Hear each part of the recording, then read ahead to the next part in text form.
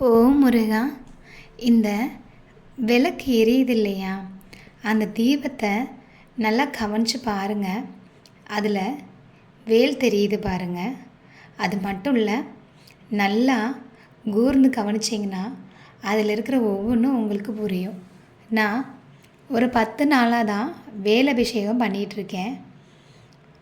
நேற்று நான் பண்ணுறப்போ விளக்கின் ஒளியில் அற்புதத்தை பார்த்தேன். அப்படியே வேல் மாதிரி தெரிஞ்சிச்சு. சில ஃபோட்டோஸ் கூட நான் போஸ்ட் பண்ணியிருக்கேன். அதை நீங்கள் கவனித்து பார்த்தீங்கன்னா புரியும்.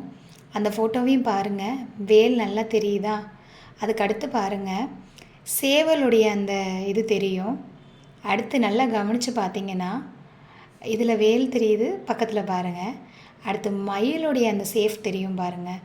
முருகருடைய அருளும் ஆசீர்வாதமும் நமக்கு இருக்குங்க. அதான் இப்படி தெரியுது.